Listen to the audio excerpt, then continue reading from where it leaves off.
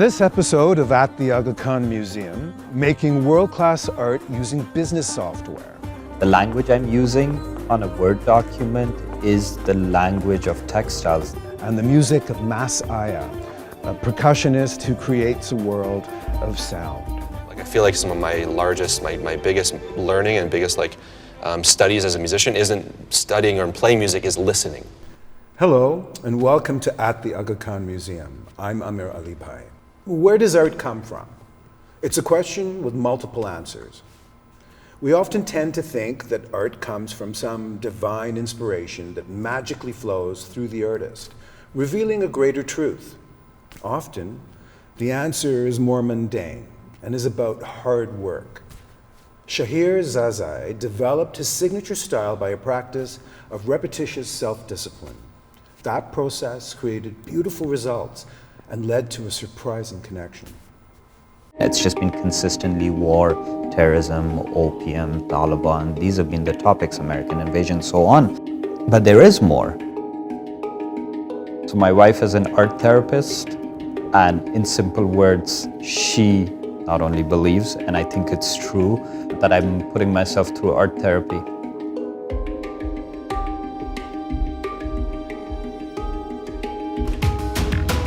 My name is Shaheer Zazai. I'm a multidisciplinary artist. I'm a painter, but I also produce digital work. I was born in Afghanistan, 85. We left Afghanistan in 92, and that was due to the civil war. So we moved to Pakistan and lived in Islamabad for 13 years. And then we moved to Canada and have been living in Canada for 17 years now. My dad applied to immigrate here, and that was to give us as the children a better opportunity in life. January 1st, 2013. My entire digital practice started from not feeling achieved enough, sitting on a couch too much in front of a laptop. So I punished myself to type 2013 dots and spaces because it was January 1st, 2013. So I started playing with numbers and colors and repetition and kept shifting the order of the colors and the numbers. I'm doing this meditative task. If you do a certain task on repeat for long enough, eventually your mind will start to calm down and flush out all your thoughts. I would say about 80% of the time I have no idea what it's going to be. And that structure is coming from growing up with a lot of change. In Pakistan, I think we lived in 6 different houses in the 13 years. You have to change and adapt and change and adapt. There's no room for error. For me, working in a Word document, playing with numbers and colors and things ending up looking like textiles. The language I'm using on a Word document is the language of textiles. Computer language comes from textiles. Textiles is actually the grandparent of computer language.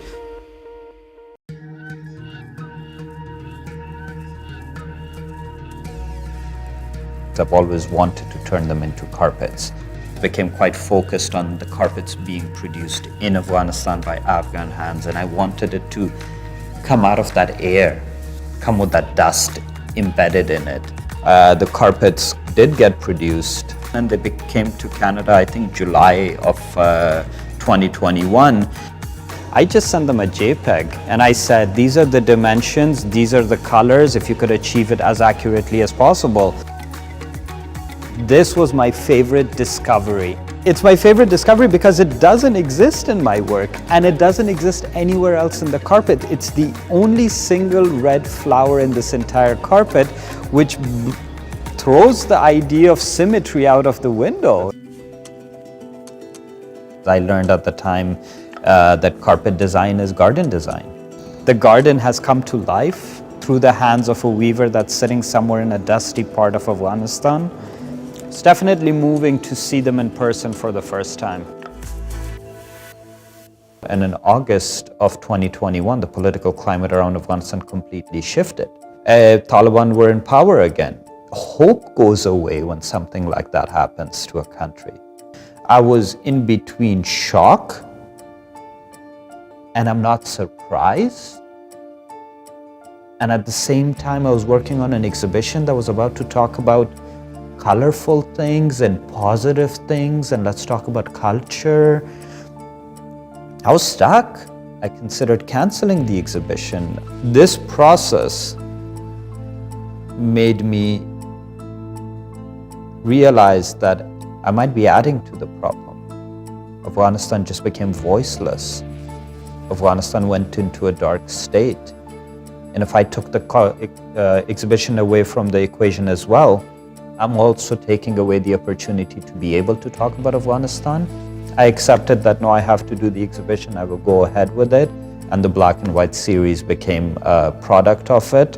And this is when I also decided to address the garden element of my work. I decided to address a specific garden. And I started doing research around Bagh-e-Babar, which is the Garden of Babar, which is in Kabul. I refer to it as the Central Park of Afghanistan. In my research around Bagh-e-Babar, I learned that the Aga Khan Trust for Culture was involved in the rehabilitation program that rebuilt the Bagh-e-Babar. So when I came across the plans that were drafted by the Aga Khan Trust for Culture, I used it as the blueprint for me to build my digital garden on. Also, this is the first time I've used Arabic text in this case being the letter Z, being the first letter of the word Zameen, meaning land, and the first letter of the word Z in Pashto, meaning I. The more I looked into it, the garden started becoming a witness of history. And with each political shift, this garden has seen a change happen to it. The land itself is a witness of the history. And the question I'm posing is, what happens when you shift the focus? If you shift the focus to land, how does that reflect on you? And I feel like that question in itself paints a picture for me of what's happening in Afghanistan. It's an I versus land. The land is forgotten. The land keeps getting forgotten even in the media lens. I'm hoping to start a conversation within Afghan community and with the larger community on the topic of Afghanistan. The climate of what's happening in Afghanistan really makes one focus, at least it has made me focus, to really question, where do we stand? Maybe that will be something that will make them walk away and think about themselves differently. It comes down to trying to understand who you are. My work has changed me. Coming up a little later in the show, a performance by the master of percussion, Mas Aya.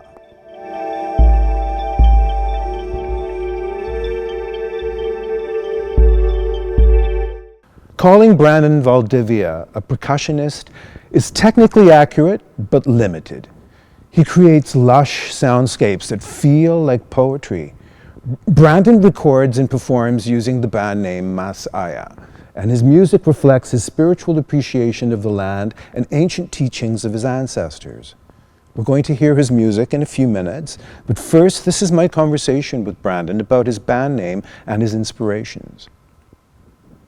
Hello, Brandon. Hey, how's it going? Good. It's good to see you. Because you have a history with the museum, I thought maybe we could start off by you telling us a little bit about, what that's been like and what you might see the role of a place like this, the Aga Khan Museum, having in the lives of artists in the city. Yeah, I think it being here, just being within the city and the fabric of the culture of the city, I think that's huge. And as far as like the different artists and different kind of cultures that are represented here, and then the concert series that happens here and the artists that are brought here, I think that's huge. So any place that's presenting music that's not necessarily like mainstream and that's showing different kind of perspectives and different stories, I think that's, essential to a city like this. But Yeah, I was part of the pop-up series that the museum kind of provided this series, and so I was giving me a platform as an artist that not has a hard time finding places to play, but like the places that are, whenever there's a spot that gives an artist like myself or that's doing kind of more experimental or something in between the lines of genres and experimental pop or whatever it may be, whenever a place can give you like a voice or a platform to experiment or do your thing, I think it's, you know, very, very, very valuable. And I think a lot of artists need that, you know, like artists that are making art, not just doing entertainment, you know what I mean? And that's not like there's anything wrong with the entertainment thing, but the artist they need places to develop their work and places that it's not necessarily always going to be crowd pleasing, you know what I mean? Like, so what's your approach to, you know, because in your music, which is very meditative, almost sacred, which resonates with a lot of the different musics that we present here at the museum, and with even some of our exhibitions and their themes.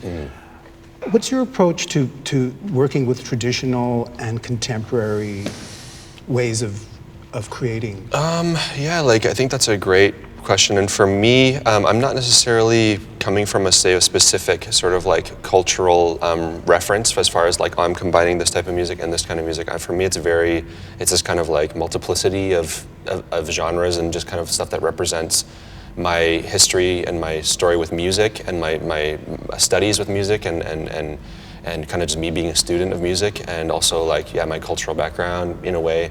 And then just my interest as a person, you know. So definitely like spirituality is important for me, and being part of that, and being a spiritual expression, and also like you talk about meditative, and also having an ambitions for something that's higher or something that is more sort of eternal, rather than it being like sort of more entertainment value or more kind of like a pop thing. So that's kind of my approach to that. So I mean, as far as like, yeah, specific music that I'm kind of referencing as far as traditional stuff, it's yeah, like I said, it's kind of multiplicity of things, and sometimes it's like not necessarily, oh, I'm influenced by this specific thing, but it's like a sound that I heard once, and I'm so open. Like I feel like some of my biggest learning and biggest like studies as a musician isn't studying or playing music, is listening.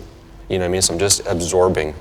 I really, really believe that. And you have an opportunity like that in a place like Canada, in Toronto, in Toronto, where people from all around the world gather, and those moments when so much energy and so much creativity and traditions from around the world gather in one place, there's an opportunity to be innovative. Absolutely, yeah. So tell us a bit about how Brandon becomes Messiah. Well, yeah, I know, because I pronounce it Masaya, because, but someone did tell me, yes, I know. When I made the band name up, I was, I'm gonna say about 10 years ago, and somebody was like, Messiah, and I was like, oh, I did not necessarily mean that at all, so, but it is funny that it's one of the things. But yeah, basically, I mean, not to tell my whole story, but I'm a percussionist and drummer, and I studied composition, like sort of more European classical composition in school, and that in university, and that kind of gave me an opportunity to develop sort of like a creative or a sort of a compositional, like give myself a viewpoint of myself as a composer. So I kind of combined, and after a while I moved to Toronto after that, and just kind of played a lot of percussion, a lot of drums, just performed. Then I left, and I was improvising a lot, so I sort of left this kind of more purposeful composition kind of behind in a way. And then so after a while I started picking that up again, and I was starting experimenting with electronic music and recording myself, and that really allowed me to be able to kind of have my voice with this. And so I created a solo project, and the Masaya band name, it's basically the village, or it's a city where my grandmother is from in Nicaragua, called Masaya, and it's spelled M-A-S-A-Y-A, one word. Yep. And there's a term or a phrase in Spanish called El Masaya, which means the beyond. And so it's kind of spelled a different way, so I kind of combined those two ideas. So something where it's, like it's kind of aiming for something else, but also rooted in sort of ancestry and ancestors, and rooted very much in the earth. So that's kind of where the name came from. So, thanks, Brandon. Thanks for joining us. I'm looking forward to seeing how your music continues to evolve. I appreciate that. Thank you so much for having me. Yes.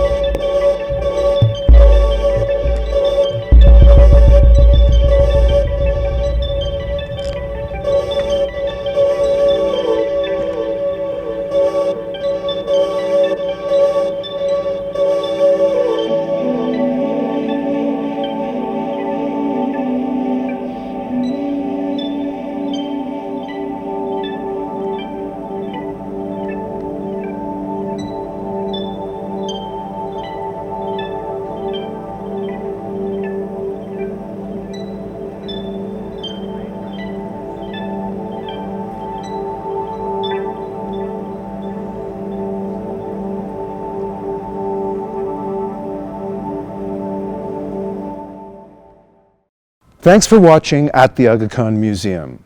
If you're in Toronto, please come visit us here in our beautiful building. And if you're not, there's still many ways to connect with us and the art we celebrate.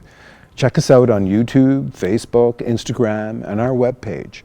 There's a lot for you to enjoy. I'm Amirali Alibhai. We'll see you next time.